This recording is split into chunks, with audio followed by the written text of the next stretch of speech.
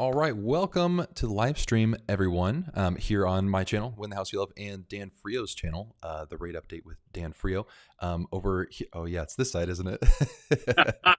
Over to my left, your right side. I don't know. It's all backwards. So this is Dan. Dan and I are both federally licensed loan officers in the entire U.S. So we have a team of helpful mortgage advisors who can help. And what we're going to do on this call or on this live stream for the next hour is answer your questions. So feel free to leave those in the comments, and we'd love to spend some time answering your questions. Get them in early because usually the questions do build up. So let's see who we have in here so far. Sassy Girl, good to see you again. How can I win the house? Dan, how do you think, what's the best way to win the house? You got a quick tip on that?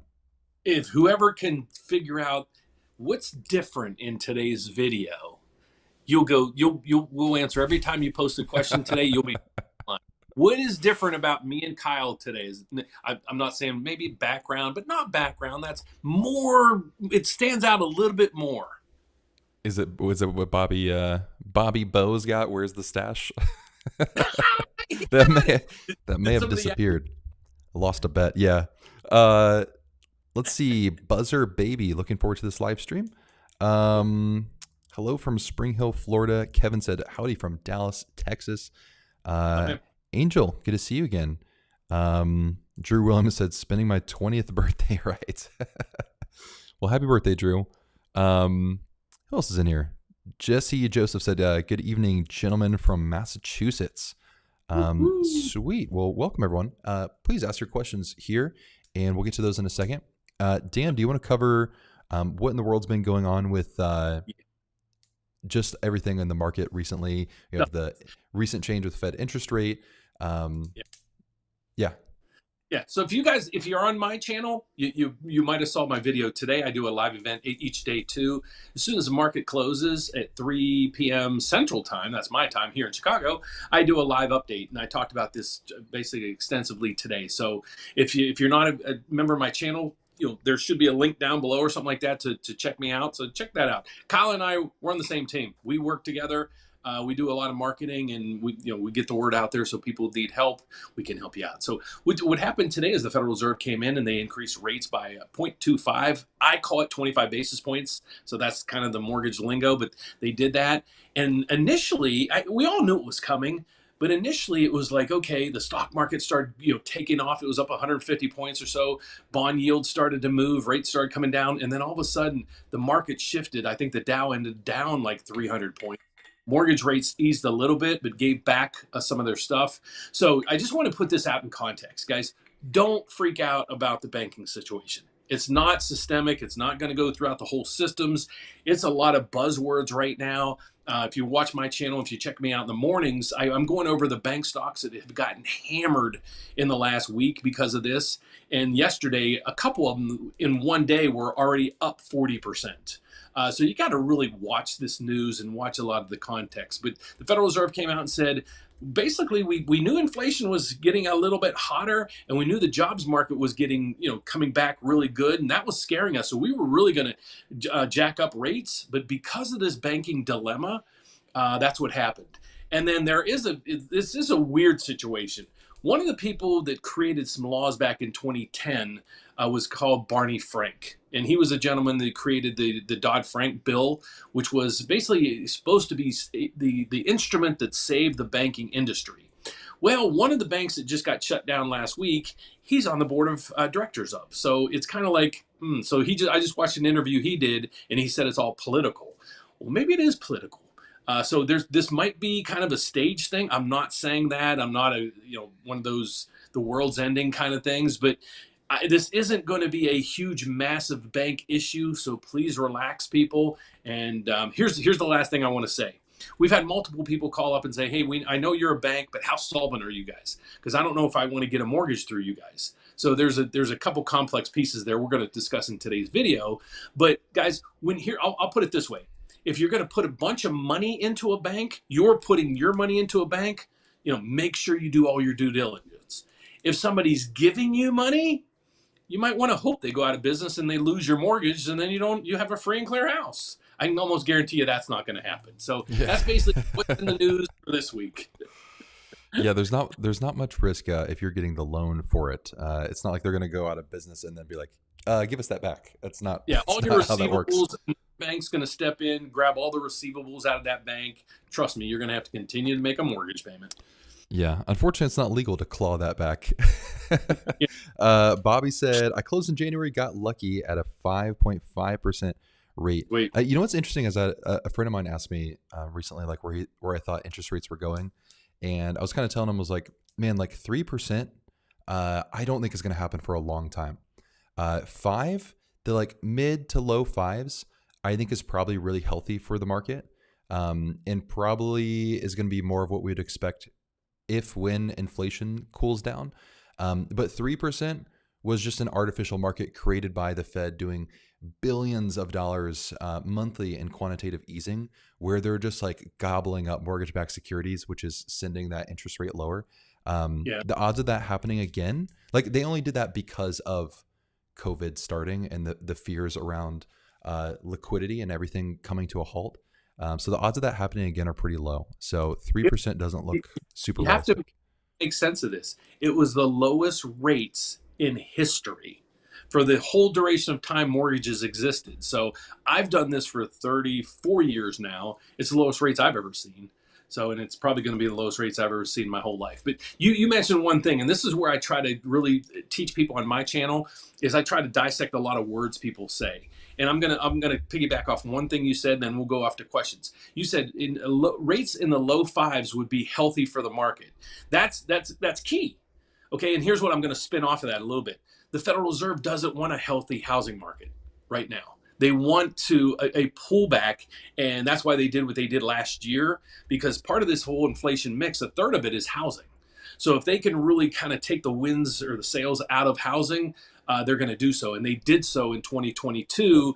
Now we're starting to see some lagging effects of that. So give it another, some time to still wash out. But the demand for housing is still huge, and we're here to offer all the advice and programs availability to you guys out there. But sorry about that. I just wanted to dive in on that because that's an area where a lot of people, it's like they Yeah, don't understand where the Fed is on all this stuff. I like it. Yolande said, would you mind reviewing the loan worksheet I received? Yeah, if you go to whenthehouseyoulove.com/compare, let me see if I can put that in the chat here.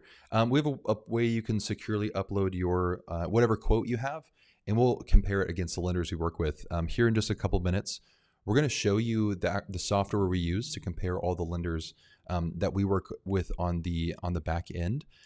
So let's answer a couple questions before we dive into that. M. Green said Knoxville area market is still hot. Yeah, that and Nashville and also Murfreesboro. Are you familiar with Murfreesboro?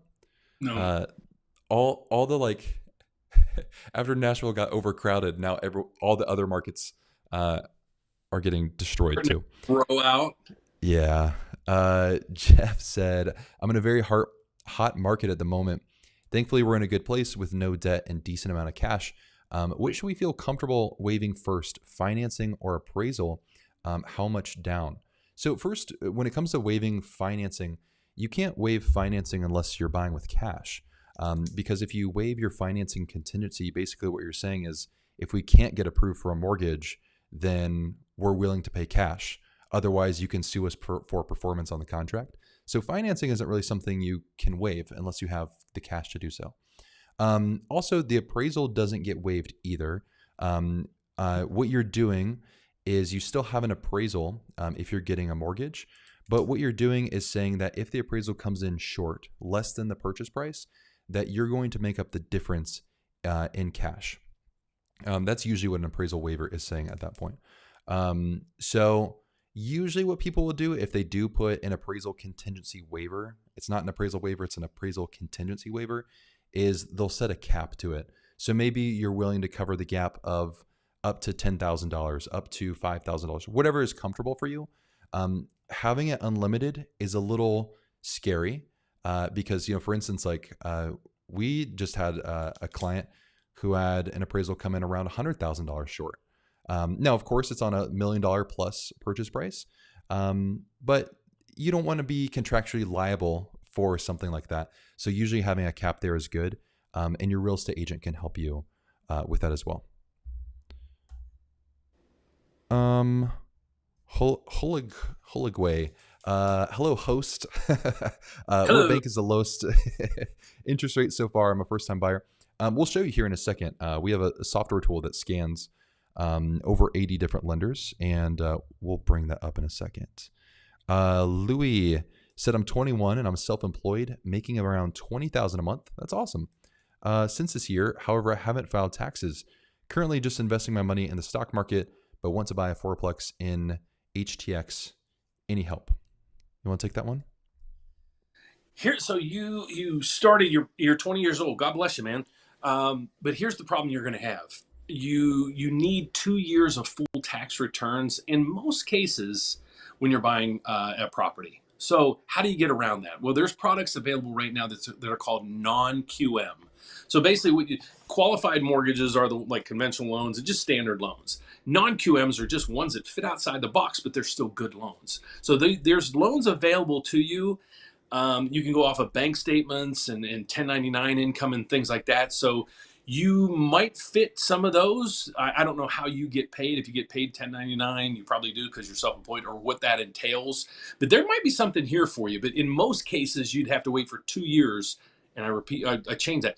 2 years of your tax filings before you can really qualify for a loan. But if you want to schedule a consultation, you might be in an area that's kind of gray, that we might find a product that might fit you once you're in business for at least 6 months to a year, because then we can go off of the bank statement deposits that you've been depositing. But this is the best place to do that, so you can talk to a qualified mortgage advisor that reports to us anyways, and they'll go through all your details and they'll come to us and we'll work out a plan for you. Marvin said, can I get a mortgage with 2 recent late payments? So kind of the way that lates are going to be looked at is first we're going to take a loan application and put it through what's called AUS. It's an automated underwriting software that every lender is going to use. If you have recent late payments, likely an FHA loan is going to be your best outcome to see if we can get an approval. If that's the case, if the underwriting software comes back and says, hey, with your credit score and all other factors considered, the 2 recent late payments are fine, and gives you an approval, then that's perfectly fine. We can run with that, no problem. However, if it comes back and says we can't get an approval because of those late payments, then is where we need to look at something like a manually underwritten loan. When we look at that, there's quite a bit more complexity. There's like a whole table that shows what payments are allowed, like what type of late payments are allowed on what type of accounts.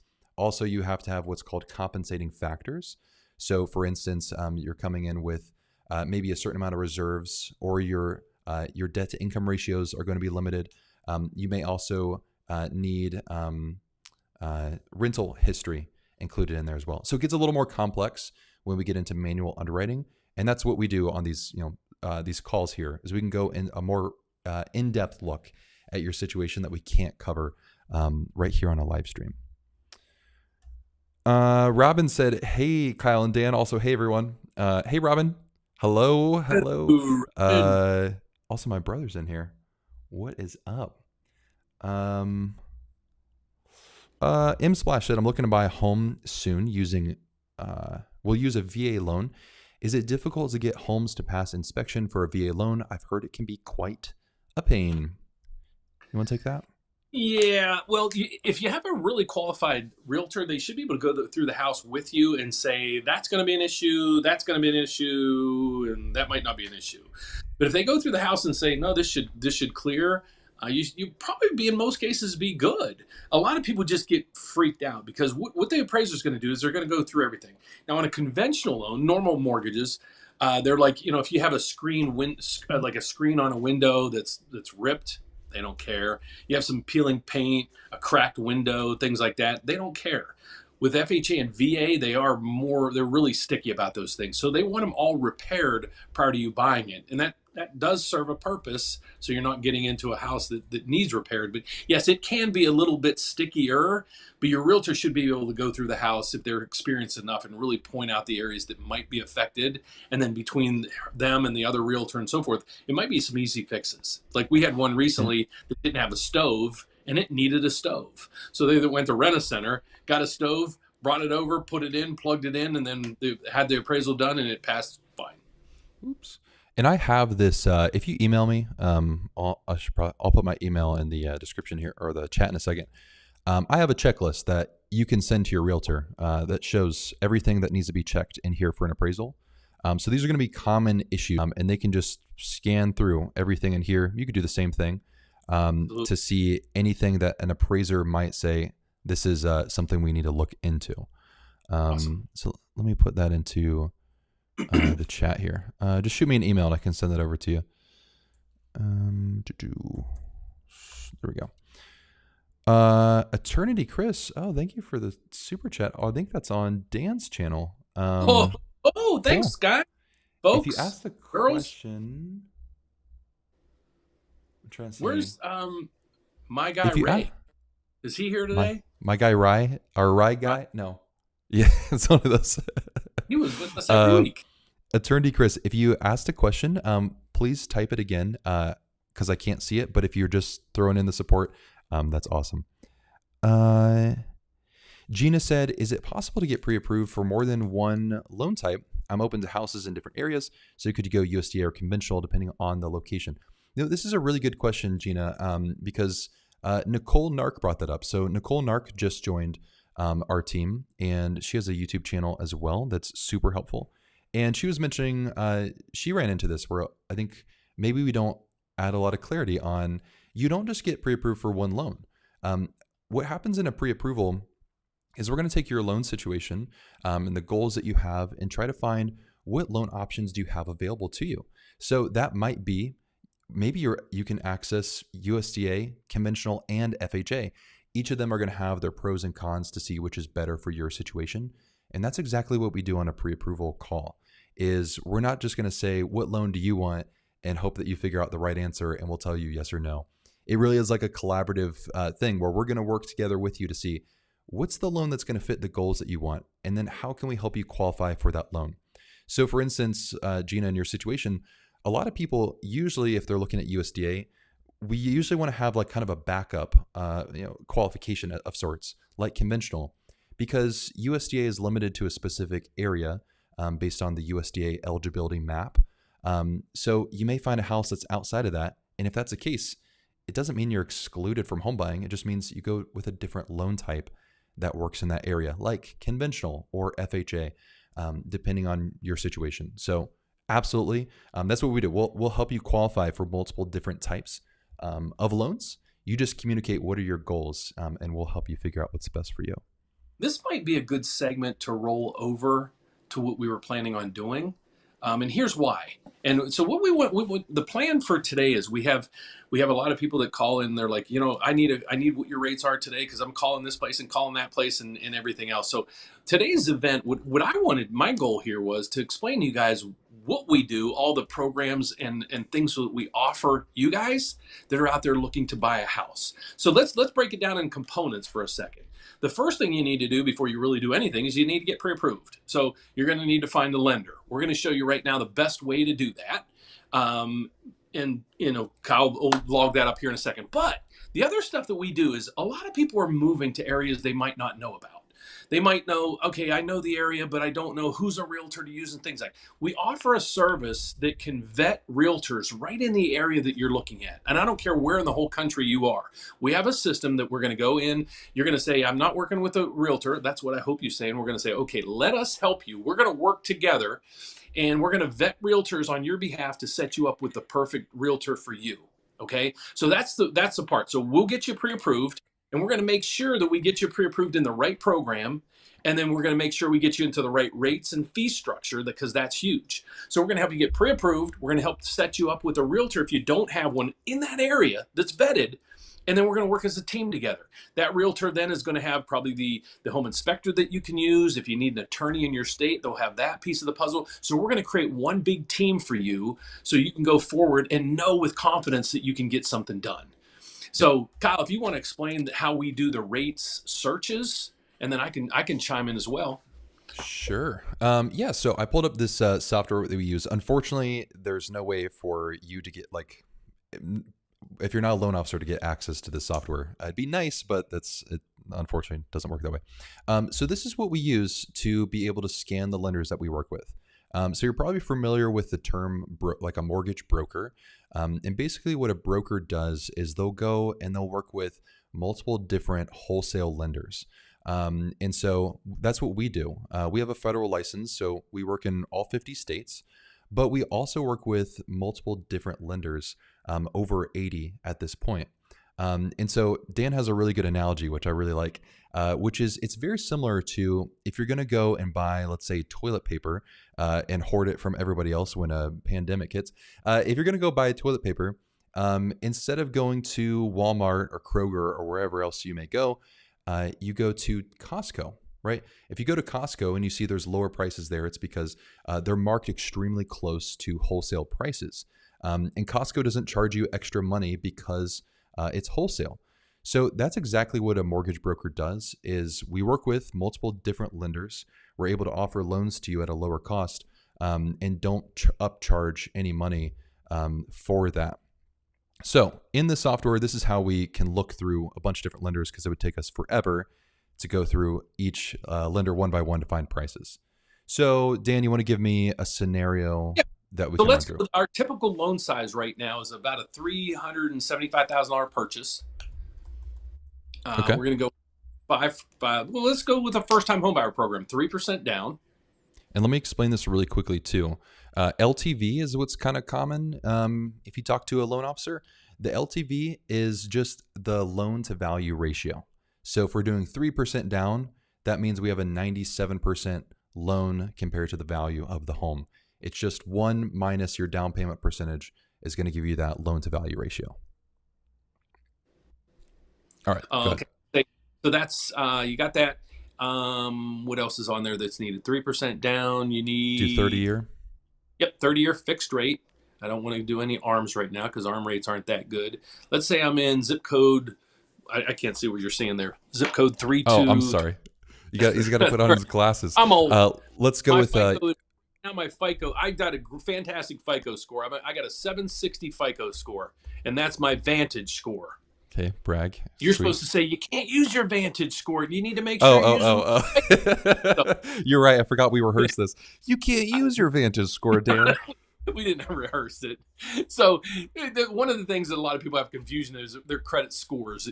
Here's my credit score. I got it from, Credit Karma or whatever. There's a whole tutorial series we have on that. So I'm going to go with the credit score. Let's just do an average. Probably the average person has a 720 credit score. Okay. And then we're going to go down.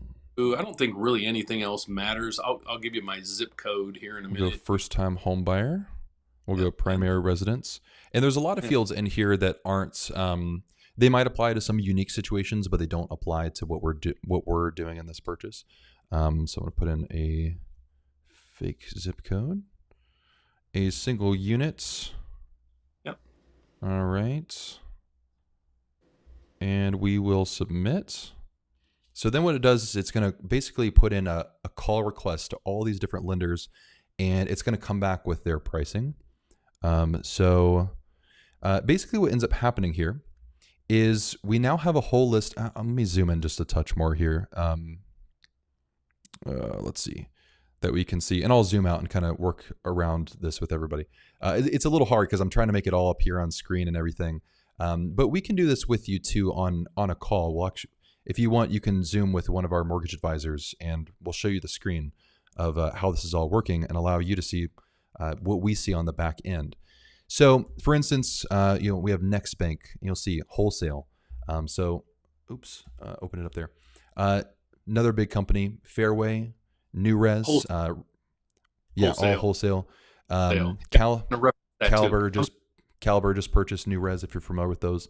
11 Mortgage, Kind Lending, Florida Capital, PennyMac, Homebridge, Rocket, CMG, Nations Direct. Nobody knows about URW, SunWest, And Flagstar, the goes Freedom. on. We got like keeps Here's going the on. analogy I want to make to you guys. For everybody that thinks they have to call 5, 6, 10 different banks to see what the rates are, call us. The thing's right over here, the consultation. We'll do this with you. And then we'll pull up all the rates and all the variations and combinations that are out there because it gets confusing. So even if I went to look for something, I'd be like, I don't get it. Even probably in the mortgage field, if I talk to half the mortgage loan officers, what we're going to do is we'll get you right on we'll Zoom you. We'll pull up all the rates and say, okay, now you pick.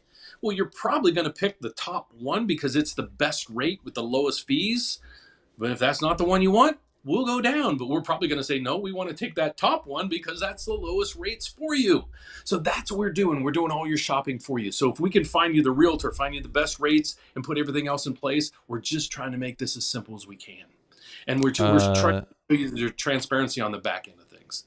Eternity Chris said, I just want to thank the Dan Frio team. We closed 320. Just 2 days ago. John E. Was amazing, a mortgage advisor on our team. After watching your countless videos, I learned a lot. We were happy with your service. That's why we didn't even shop around. Oh, thanks. Thank you so much. Oh, shoot. Where'd I go?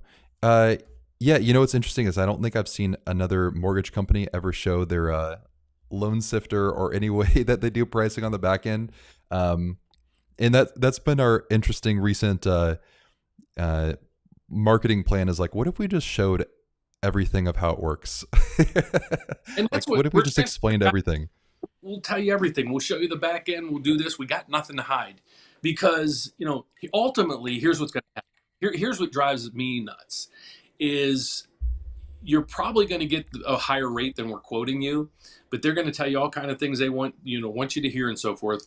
But, by the time it comes to closing, do you close on time? Did it close on time? I'm saying there's some fantastic companies out there. I'm not saying that part. But it's just many times, you don't look at the whole picture, or most people don't look at the whole picture. They don't look at the cost, the this, the that. In my show today, I ranted a little bit. I said, here's what's frustrating. When somebody calls us or does a consultation, we work with them, we get them a realtor, we help fix their credit, we get them pre-approved, we get everything structured. And then, 2-3 weeks from closing, they're like, hey, this other company called me and they're offering me $500 cheaper in fees.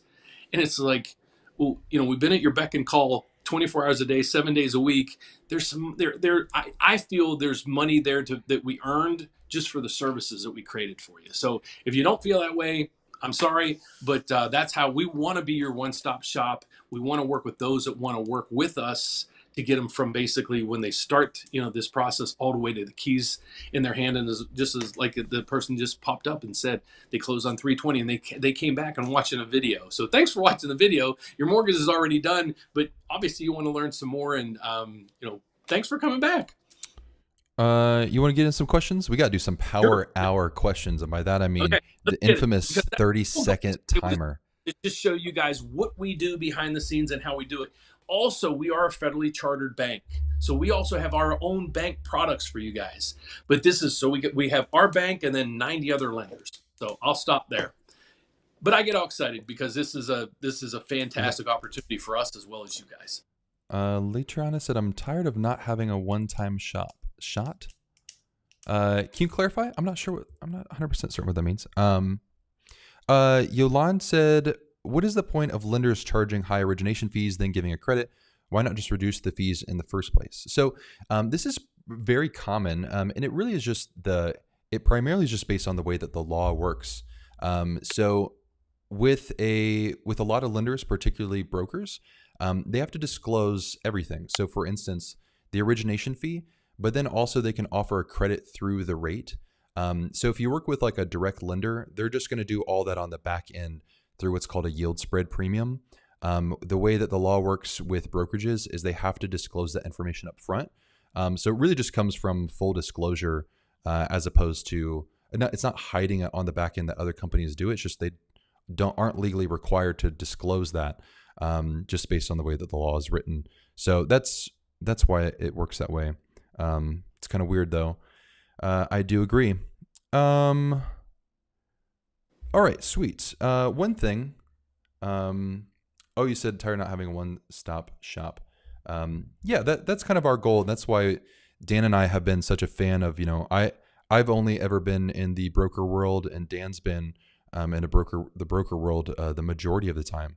And that's why we like the flexibility of like being able to work with a ton of different lenders. One of the nice things about it, honestly, is like um, if if you have like, let's say an appraisal comes in short with one of the lenders that we're working with, it's not the lender's fault. It's appraisers are what's the word I'm looking for? Like not affiliated with a specific lender by law. But if we work with one lender on, let's say, a conventional loan, and let's say that appraisal comes in short, we can actually move it to another lender to get a new appraisal on the home. Or similarly, if we have a loan locked with one lender, and recently rates, was a week or two ago, dropped a lot, we can actually move that to another lender and relock it with lower market pricing. So that's another benefit in there. Okay, so one of the things that everyone needs to know really quickly about our timer is that it only works when Dan is speaking. And I haven't been able to figure it out. Whenever I answer, seconds, buddy. whenever I answer a question, it's him, but he lost a bet and he had to shave his mustache. Just saying. No. This is my own stupid choice to see my baby face again.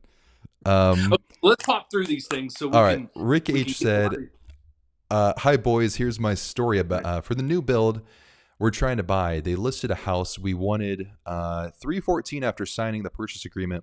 I saw the build in Zillow MLS for 401. They changed it. Are you already under contract? If you're under contract, it's going to go by the contract price, if that's the question that you're asking. If not, clarify that for us, and we can circle back to it. Dan, this is you. Paul said, DTI question for USDA. If my current debt-to-income ratio is 18%, am I allowed to go above 41%, or does the 41% include my new mortgage? 41% includes your new mortgage. Yes. Depending on your credit score too, you can go above 41% on USDA. I answered that like a question. My bad. I was waiting for more to that story. So yeah, so you guys know the front end and the back end. Basically, what the front end is basically your mortgage payment divided by your gross monthly income. Your back end ratio is your new mortgage payment, proposed mortgage payment, plus all the debt on your credit report divided by your gross monthly income. So that can't exceed 41%. Sweet. Well, it depends on Gus, but yeah, 41% is a good rule of thumb. Rick said they amended the purchase price to lower the amount. Sweet. That sounds awesome. Cool. Right? I'm missing something there? Sounds like you got a discount on your house. Sweet. DJ Ark said, I was under contract, but I terminated it today due to the conflicts with the home inspection. Anyway, I was locked into a rate for that house, so with under contract gone, what happens to my lock-in rate? You want to take that? Unfortunately, in most cases, you'd have to check with your lender. And I would almost say 99.9% of the chance you lost that rate lock, because in most cases the lock is tied to the property, you and that specific property. Now we do have an extended rate lock, and you can do that during a lock and shop. And many times you can do that from 90 days to 6 months, where you can lock in on a TBD or to be determined home. Dude, I nailed that thing. You nailed it right at the buzzer. We need I don't know how to make a little noise after that happens. Kevin said, first time homebuyer in Dallas, Texas, thinking about using a physician mortgage loan. Any pointers, common pitfalls to avoid? Physician loans are really interesting. The only thing that I would watch out for a physician loan is making sure that you don't get pushed into an ARM. Often a lot of banks will want to offer ARMs as opposed to fixed rate loan for a physician loan. I think it's going to be better for you to go fixed rate, because you're going to go usually no mortgage insurance, usually 0% down, and your student loans don't count against you, which is helpful for people in residency who maybe make $40,000 but they have $400,000 in student loans. Yeah. Look, I got 1 second remaining. Shoot, man. I'm just such a pro. I've been practicing. Free Your Mindset, a regular commenter, said, what do you recommend to have saved in your bank account as a minimum plus cushion. I don't want to go higher than $425,000 for a purchase. You're Tell me pointing your to rule. me? Yeah, tell me your rule of thumb. My Because rule of Kyle, thumb is, within the last year. yeah, my rule of thumb is a 3-month cushion after you pay for your closing costs and down payment. So whatever is your living expenses, that includes your new mortgage. Let's say that's $3,000 per month for you to survive. Then you need to have $9,000 in your, oh my gosh. Dan all of a sudden transported from his $451 million poolside condo, and now he's in a tire store. He was. I'm back. Yeah, You're out of time, buddy. You're out of time. I know. You better look next time for your mindset. No, the really, I think a 3-month buffer is really going to be good. So pay, if your down payment and closing costs are, let's say, total $20,000, and you need a 3-month cushion, and that's going to add up to 9, then you need to have $29,000 in your bank account before you shop for a house. Those numbers are going to be different for everybody based on their personal situation. Everybody has different costs.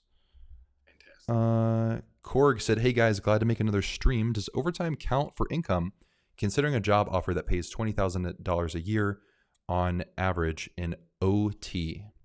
It's all you, my man. Unfortunately, no. And you can't use overtime in most cases. Now, we're going to have to generalize some of these questions. And if it gets too in depth, we'll just say, you know what, I apologize, but you're going to have to do a consultation for that because it just takes too long.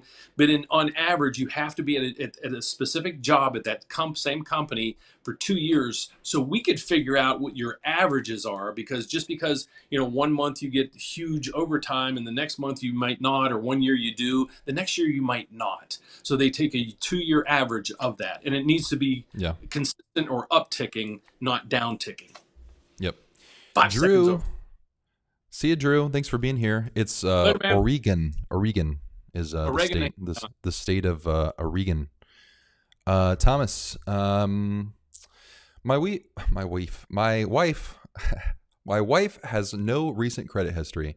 My score is above 750. We both make over the average salary and have saved a long time for a down payment. Can we still get pre-approved together and get a good rate? Most likely with your high credit score above 750, even if your wife doesn't have a credit history, you should be fine. Worst case scenario with low credit history, usually if it's only one person and they have limited credit history, FHA is a better option. But with your 750 and being together on the loan, I don't see any issues you'd run into. Cool. For your mindset said Franklin too is also a tough market in Tennessee.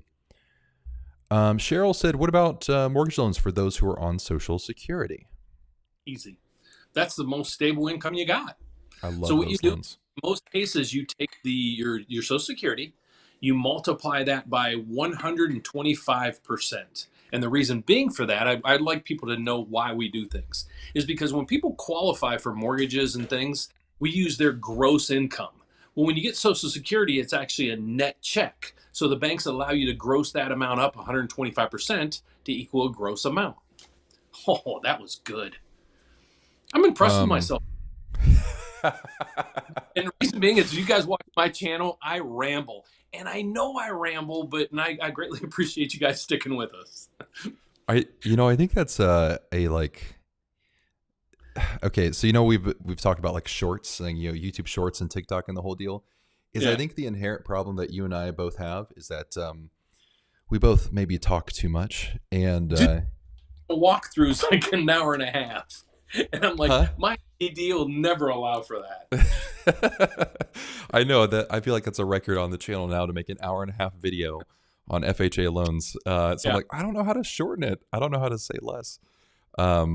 It's like you feel like you can't get the whole picture together in there. Bobby Bo said, how much do they gross up for VA?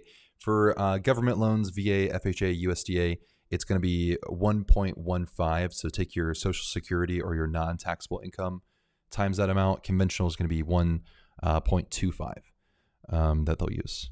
Gifted Soul ASMR said, is there a way to find the lowest rate out there right now for a 30-year mortgage? We just explained a couple minutes ago the software tool that we use to shop the different lenders that we work with. So that's So one. this is Yeah, if you wouldn't mind. Okay, go ahead. I'm sorry. I'm sorry. Um, yeah, so this is what we do on our pre-approval calls here is if you want, it doesn't have to be on Zoom if you don't want to, but you can ask one of our mortgage advisors to show you the back end of where we look at rates. And so we'll show you how we put your scenario in here. And then we work with tons of different lenders, probably ones that you're familiar with. For instance, like Rocket. Since we work with on the wholesale side, think of it like Costco compared to Walmart. We're able to offer lower rates than they may be able to on the retail side. So what it does is it shows us all the different lenders we work with and then all of the rates that they have to offer. And what we usually do is help our client get the number one lowest rate here because that usually makes the most sense is to go with the lower rate. So we'd be happy to do that with you if you would like to schedule a call up here. Let's see. David Newton, you said my income appears to be on track to be a little too much for USDA because of a bonus I got in February. But I know I will make under the limit. Do I just wait? Something interesting about your bonus is that it may not be counted in the income for USDA since USDA is going to use like qualifying income, and a bonus is something we would have to average over 2 years to be able to count it towards qualifying income. So it's very possible you won't be over the income limit in the mortgage world, even though you might be on paper in the tax world. I know it's kind of confusing, unfortunately. Yeah, do you feel like that's a Yeah, fair that was assessment? dead. That was dead on. Sweet. Ivan said, "Hi, with the current situation on the market, is it better to wait 1 year and get a lower rate, or home prices can jump up as well?" You want to take that? Yeah. So you can't. There's never. This is a hard question to answer because everybody says, "Should I buy? Should I rent? Should I do this?" I don't know. Here's what I would say: if you can afford the house today, and you like the price today, and you can afford the payments, going forward, if rates go down, you have the opportunity to refinance. So just so you guys understand, once you buy a house, you owe a note or a mortgage on that property, and you owe it for 30 years. I'm gonna have to go a little further on. However, if rates go down during that 30 years to a point that it makes sense for you to refinance and save money, you have that ability to do it. You're not locked in on that house that you purchase with that loan until the day you basically sell the home. You can always refinance it. So some people when rates went crazy low, they refinanced and had a 30-year term. They refinanced, got the same payment on a 15-year term. So they basically made the same payment. They're like, I'll pay off my house in half the time. So you always have the ability to if and when rates go down, to refinance to help out your finances. Financials. Finances. I love it. I love it. Dan, I don't tell you enough, but I always appreciate your insight. I know it looks like I'm looking at my computer whenever you talk, but You sleep with your eyes open. I know. I got to try to find the next thing to queue up until we get Kat on here to help us out. Cassandra, oh, the mustache is gone. I know it's rough, isn't it? I'm just glad it's not like white under here. Not that I'm very tan, but Like this, or you mean skin white? oh no, I mean like skin white. Yeah. Yeah, I'm starting to heal from being in Florida a couple weeks ago. Brandon said, "I can't wait to schedule with you guys. Currently waiting for 2 months of income to accrue since I work seasonally. Just commenting to say thank you for all of your guidance." Well, thanks, Brandon. Thanks for We're joining. glad that you're here. Hop back up here real quick. Drew, as always, offering some great suggestions here in the comments, but I think he hopped off. He left. Tatiana said, "Can you speak about gift of equity?" My friend, would you take that? Yeah. So here's how I structure a lot of loans, especially if you're buying it from family members. So let's say mom and dad have a house that's worth 400,000. You're going to inherit the house probably at some point anyways. So instead of selling it to you for 200,000 because they're giving you a great deal, you would still need to put down a down payment and all this other stuff. So what we would do is we would just say, mom and dad, what do you want to sell it for? So we sell it for that amount. And then we do a loan amount for the amount that they really need in cash. Okay, so I hope you understand that. And then the difference is basically the gift of equity. So let's say, for example, mom and dad owed 100,000 on the house. It's worth 500,000. They want to give it to you and walk away with 100,000. So we make it that we pay them 200,000, but you buy it for 500,000, and then that difference in the equity there is basically their gift of equity to you. So you don't need a down payment, and you have a really low loan to value, which even gives you a better interest rate. Jeffrey said, is there a way to get down payment assistance if you gross over 6 figures? There is is the Empower one, is that income based? I think they're all income based. I'm trying to remember really the on. empowered income limit here. I was going to pull up the matrix and I don't have it in front of me. Oh, I want to say that one doesn't have an income limit, but I need to double check. One, and we have access to it, if I recall. Here it is. Here it is. Here it is. Let me see. And if this one, here's how it works. One of the 4. 1, 2, 3, 4. Sweet. Let me pull it up here on my computer. I'm gonna say something while you're looking. Got too many windows open. If you need down payment assistance, we have those programs for you. I'm always a proponent of trying to work out something else. Can mom and dad give you a gift of money? Can somebody give you a gift of money? Are you buying a property from somebody that's a relative? You can get a gift of equity. The reason being is down payment assistance programs always have strings attached. There is one program that we offer, and there's no strings attached, really. You walk out of the closing, and the money is yours for free. So it does come with a higher interest rate, usually about 1% higher than the norm. But what we would do is we would put you into that loan, get the free money. After you make 6 payments, you're allowed to refinance. So after 6 payments, we refinance you to get you back into current rates. So now you got that money, and then you got a good rate. It does take 2 turns to do that, but within 6 months to a year, we'll have you into the house with free money down payment wise and back to a lower rate than otherwise you would have had. Yeah, so this is the national down payment assistance that we use. That's except for Washington State. So basically, to qualify, it's one of the 4, and I know it's hard to see, but it's a PDF, and it won't let me zoom in more. So either you have to be a first-time buyer, current retired employment, or volunteer non-paid member, and I'll explain that in a second. Income limit, or in an underserved census tract. So most people are going to qualify usually as a first-time buyer, I imagine, on here. And then these are all of who qualifies as a current retired employment or volunteer non-paid member. It's very confusing. Basically, it's a first responder, police officer, firefighter, public safety, educator. You can even be a Sunday school teacher. So I don't like. It's a pretty low. I'm not saying. Please don't interpret me saying this as like. I'm saying it's a low bar in qualification. Like it's not hard to become a Sunday school teacher. I'll then be able make I can, and this came from the rep. As long as they're a volunteer somewhere, they would qualify. So go down to the park district and just tell them you want to volunteer, and just tell them you need a letter stating you're volunteering and you qualify. So I didn't mean to give that trick out, but that come actually from the head people with the down payment assistance program. If it works. Sweet. Let's see. Attorney Chris, we opened this up. Darren Buttery. Hey, Kyle, shaved off the mustache. Looking more like handsome Squidward again. Javier will be happy. It's possible. I forgot about that meme. Javier and I used to have those live streams where we never talked about anything about real estate and people got mad.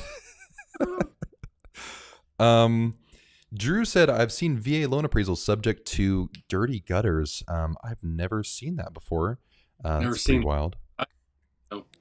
I'm sure it might have been worse than that. It might have been filled up with like moss and dirt, and I mean, it's a complete mess. You and I think, there's some leaves in there, but it could be overgrown. And you know how you ever go past those houses and it's like, holy, there's moss growing over top of the gutters. Orvin said, what are your guys' opinion on buying new construction? You want to take that? Yeah, that's your preference. Some areas. So here's what I think is going forward. And just this is my analogy, so you don't have to kill me down below. But a lot of people in my situation, I've been in this house for 20 years. I got a rate at 2.5%.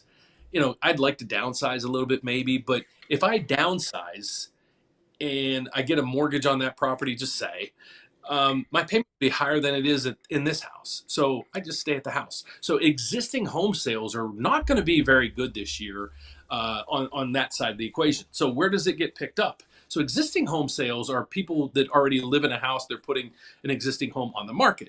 Then you have new construction. New construction is going to have to pick up this void because what we're seeing right now is we're not seeing foreclosures that you usually see in the pace that you get because people have the equity in their homes. And most people that have a mortgage right now is at 4% on a fixed rate and lower. So it's a fantastic payment. So where a lot of the inventory has to be picked up is in the new construction piece of the business. And finally, home builders are starting to get a little more better. When they survey them each month, they have a better attitude about the market. The sentiment. It's sentiment. So that hasn't happened in the last 8, 9, 10 months because they've been getting hammered. But I think that's going to fill a void. I've never bought a new construction. I don't have the patience to do that. I'd have a nervous breakdown. But God bless you, man. Buy a new house if that's what you want to do. I don't have if it's brand new. I feel like that's how I would feel with new construction too. Is like the waiting period. I would lose it. I couldn't do it. Orlando said VA loans are great. Dan and I are huge fans of VA loans. Just fantastic, especially with that funding fee is about to be reduced here in April. And they're great. I love them. We closed a VA loan today, and we have one partner, and this is where basically all our VA loans go to. They will cover all undiscretionary costs. And I won't break that down. So that lender on this VA loan that we just closed, I think it was today, they covered over $2,700 in fees that aren't allocated that are allowable with VA loans.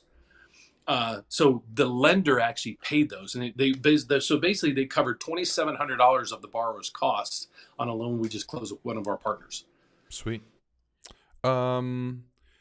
Buzzer Baby said, my current FICO score, middle score is 735. Would it be best to go conventional with 20% down or FHA with a lower down payment? We'll be looking to get pre-approved around September. DTI is 0. I think it's worth getting a quote for both. However, with 735, I could almost guarantee you that conventional is going to be best. If you're comparing conventional versus FHA in this scenario, you need to compare conventional 20% down versus FHA 20% down. It's not really fair to compare them at different down payments because, of course, one is going to have lower interest, the higher down payment. And then I would look at maybe doing conventional 3.5% down versus FHA 3.5% down is what I would look at. And I have a calculator that does all this stuff for you. So just shoot me an email. And it's also winthehouseyoulove.com/advisor. And it helps you compare all those loans side by side. Now, if you're in like a 680 credit score, with FHA's new lowering of their mortgage insurance, that monthly cost that you pay, usually for the life of the loan with FHA, surprisingly, FHA is becoming a lot more interesting compared to conventional loans. Where it used to be FHA was almost always a more expensive option, because FHA has a lower interest rate and now has lower mortgage insurance, it is beating out a lot of conventional loans in the total cost, even over a long period of time, like 10, 20, 30 years. And I'm going to make a video on that here soon to just explain that difference a little bit. But basically, odds are conventional is going to be your best option. Also, something to remember is in this market, I'm going to start my timer now. In this market is conventional loan is going to be a lot easier for you to get an accepted offer than an FHA loan will. So keep the competitive advantage in mind there too. Sergio said, is it okay to use a savings account to save money and then move it over when needed to close? That's perfectly fine. Nicholas, I asked for a pre-approval, a 3-page loan estimate so I could try to side-by-side compare rates, fees, etc. And the credit union and bank originator said that wasn't a thing. What's up with that? So usually a loan estimate is only going to be issued after you're under contract. It puts a legal liability on the lender to issue a loan estimate without there being an address for the property. So that's why if you're not under contract, usually you're just going to get a quote or a fee estimate. If you're under contract, then you'll be able to get those loan estimates.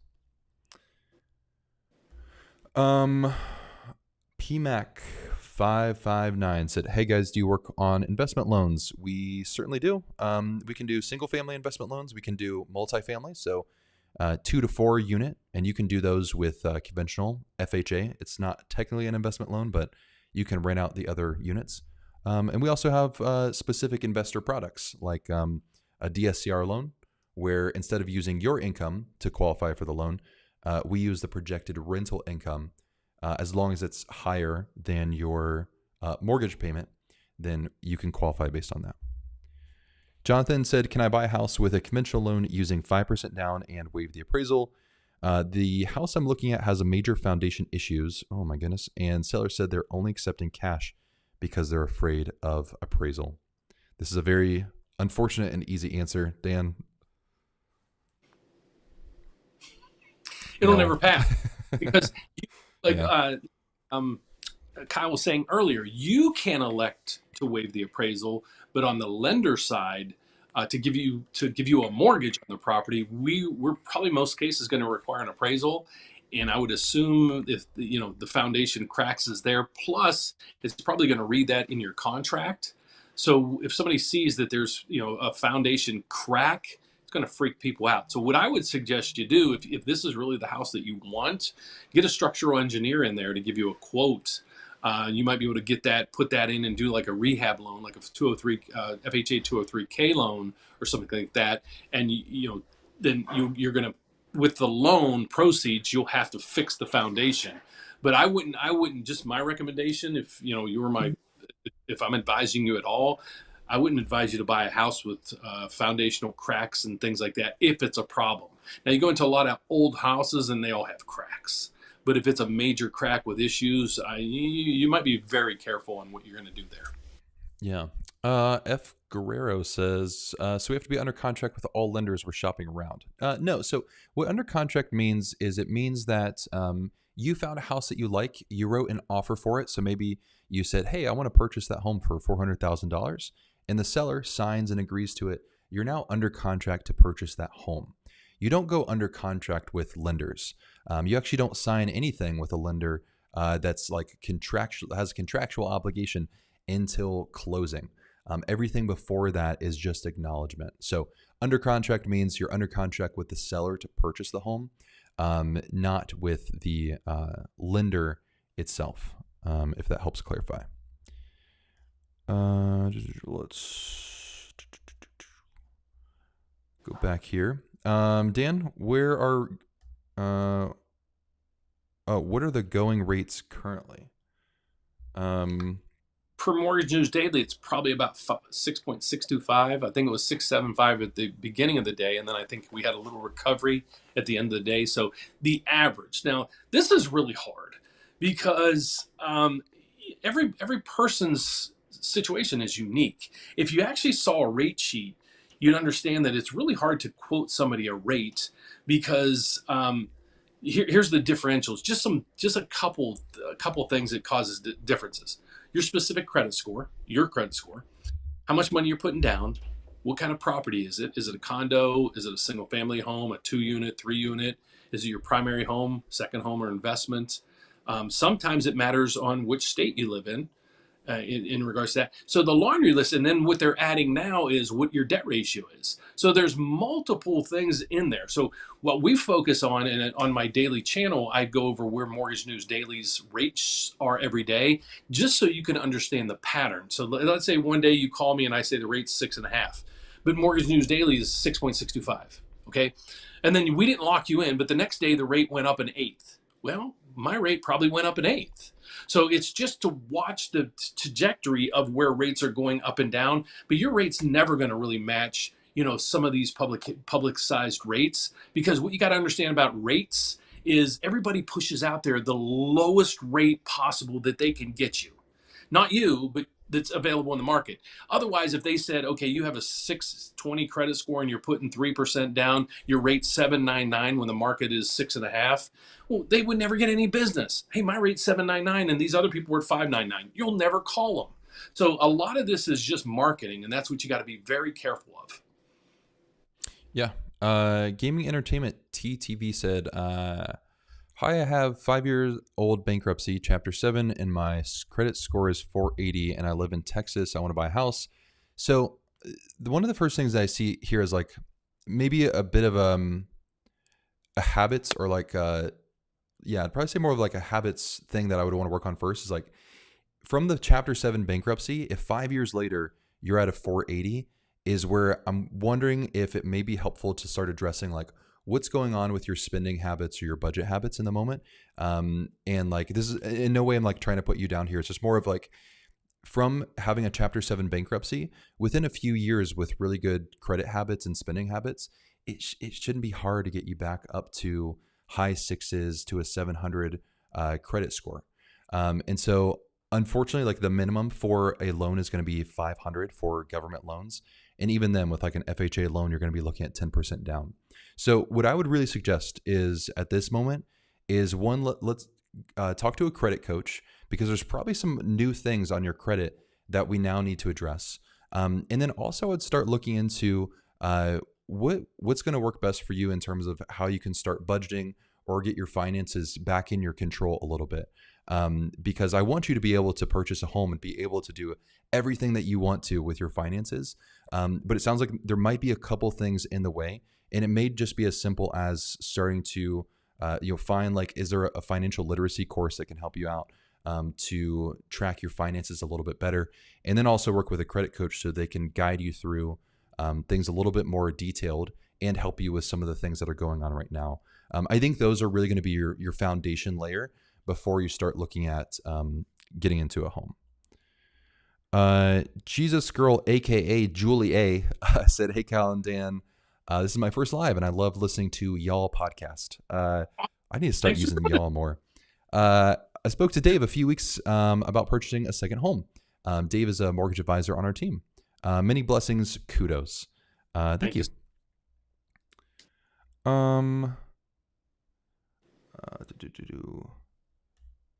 Litriana, you said, does your program do that? But could you clarify do what? I'm trying to see if you had another search. Yeah, I'm not 100% certain. And then Sunny said, how does a pre-approval work on our site? So what we'll do is we have these free pre-approval calls. And so what you'll do is set up a time. It takes about 30 minutes to talk with one of our mortgage advisors. And basically what we want to do is see, like, what are your goals? What are you trying to accomplish with home buying? And then how can we help you accomplish those with a specific loan? And so what we'll do is we'll look through our list of lenders to find what rates we can offer you. We also have a whole different host of different products that we work with that can qualify people for, down payment assistance, or we can do lower credit scores, or we can do rehabs, or we can do we even have programs for like self-employed people who write off a lot on their taxes. So that's what we're looking for on those pre-approval calls, is how can we help you achieve your goal? From there, you'll fill out a quick application. It takes like 15 minutes. And this is just to write down, who's your employer, what's your address, some of all those like logistical details. From there, we'll be able to give you a pre-approval. And this is a letter you can then go and show to a seller to say like, hey, I'm serious about buying a house. I have the financial means to be able to purchase this house, so you should take my offer more seriously. So from there is where you'll be able to go write an offer on a home. And in the pre-approval, we'll show you, what your interest rate would be, what your monthly payment's going to look like, what, how much can you afford, all of your down payment and closing costs. We'll show all of that in that pre-approval for you. Did I miss anything? No. The one thing when Kyle was showing you all the lenders that we have, we can pull up the rates for, what I want to explain to you guys too is we're a federally chartered bank. But again, all those companies that he showed you, over 90 of them, we can offer you guys their rates and their programs. So if our bank doesn't have it, that's when we go out there and we're saying, oh, Rocket has it. Well, we can get you Rocket's program cheaper than you can get. Obviously, you can go through us cheaper than you can go through Rocket direct. And that blows my mind. And that's why I've been a broker for probably 30 of the 34 years that I've done this. Angel said, "Do you think a permanent rate buy down or 2-1? How much it might cost? Wow, how much it might cost to get a 5% right now? Honestly, 5% interest rate as a buy down is out of the cards. I'm pretty sure. I don't think you'd be able to buy down a rate enough to get Yeah, down to if you 5%. could, that's a lot of money. I don't An think legally insane, spend that much yeah, money to buy. an insane amount of money. You know, what I would suggest is, look at us, and Kyle can show you the 2-1 calculator and things like that. I wouldn't be a proponent right now of doing the buy down, permanent buy down, because I got a strong feeling. And check out my video from this morning in my live event at 3 o'clock today. I went over the futures markets with a lot of rates and all the futures markets. Wall Street is betting on the Federal Reserve is going to pivot in July. So that's not me guessing. That's not me saying it. That's where all the money is going to. We're talking millions and billions of dollars going into the futures markets on the Chicago Mercantile Exchange. But they're saying that the Fed's going to pivot in July, about July, August. So you probably get a reprieve on rates the Q3, Q4 this year. Wait, Rick. Okay, we have questions that we're trying to answer too. I'm not ignoring you on purpose. Give me just 1 second and we'll get to it. Let's see. This is the way. Can a builder decline to add your realtor to the transaction if they didn't? Let's see. Can a builder decline to add your realtor to the transaction if they didn't initially take you to see the new construction during your first visit? That's a you question, I think. I mean, you could still pay the realtor if only if you signed something with the builder saying that they're going to have agency with you. That would be the only instance in that case. If you were, while you were talking with the builder, sign something basically saying like the builder, whatever rep is going to function as your agent, then yes, you already had that agreement in there. So I would look through whatever you signed. If you didn't sign anything, then they have no legal right to say that you can't work with a real estate agent. You're allowed to have representation. What I'm guessing is you probably signed something that said you're using the builder's rep as representation during the process. Okay, let me see through here. So Rick, you said they did a written amendment for my new build price to lower the MLS or the MLS listed price. What was it again? I think it just sounds like they did a written amendment for my new build price to lower the MLS listed price. Yeah, that sounds normal. If the price of your home lowered, then they have to record that in the MLS as well. So I'm not sure what the question you're asking is, but if it's normal, then that's, or if the question is it normal? That's perfectly normal. They have to update the record inside of the MLS to keep it compliant. Just they need to register what it exactly sold for, the price, for all the analytics throughout the whole country and all that. Yeah, anytime a price changes on the contract, it does have to be updated in the system on the back end. Beaky Bookie. I'm in closing for a house. There's a plumbing issue. We want the seller to pay for it. How do I add that to the closing costs? You're only going to be able to do this if you're inside of your inspection contingency period.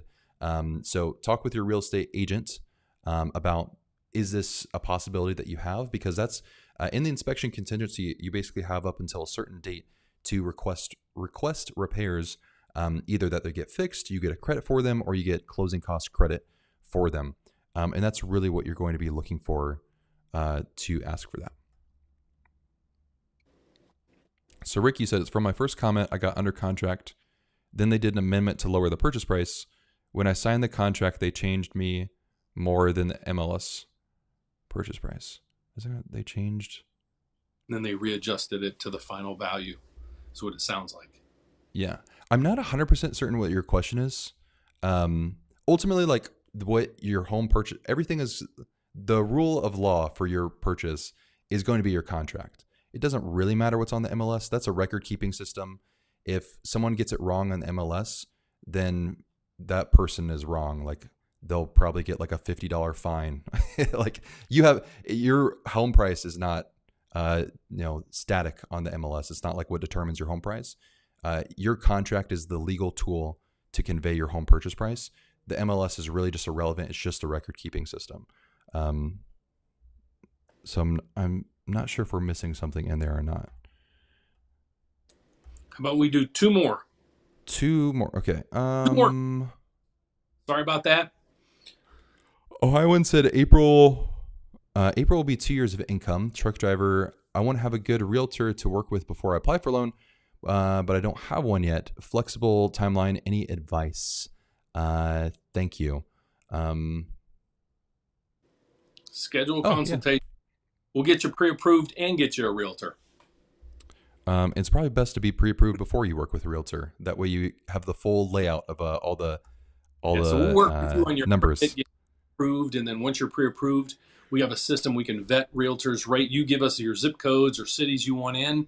We vet realtors within probably 24, 48 hours. We'll set you up with somebody, and you don't have to go with them. It's just it's one service we offer you guys for free. Let's see. There's a question. How long is a pre-approval valid? So it really is actually more dependent on how long your credit report is valid. So usually 4 months. So that gives you about 3 months to shop for a home and then 1 month to be under contract. If you take longer than that, it's not a big deal. We can just always refresh your credit report. It's not going to have this huge impact on your score. A new credit report pull is 0 to 5 points change in your credit score. Is the offer nationwide or state specific? It is nationwide. All right, Rick, you said the contract was for $414 for the new build. I saw on Zillow MLS the price was $401. I called them out on it and they amended the contract. Cool. Perfect. Sounds great. So you're all good. Just make sure your contract, the final price, the addendums, everything is signed to the specific price you want, and that is etched in stone. Let's see. Sweet. A good one. Awesome. Well, thank you all for being here. So we do these every single week, and we do them at the same time, same place. And we'd love to be able to help you out. My email was here in the chat. You can also schedule a call with a mortgage advisor. We work in all 50 states, and we can answer your questions there as well. We're also going to hop on a live stream next week. Dan does a live stream at this point almost every single day. And you can go to his channel. It's linked here in the title, The Rate Update with Dan Frio. So there's plenty of ways that you can ask us questions than just this one stream, okay? So Jessica, you said, how do I become a preferred realtor? Please email me and we can go through just a quick interview. So thank you all for being here. We really appreciate all the questions that you ask and would love to help out further. If you'd like, you could just go right up here. Until then, we'll talk to you next week.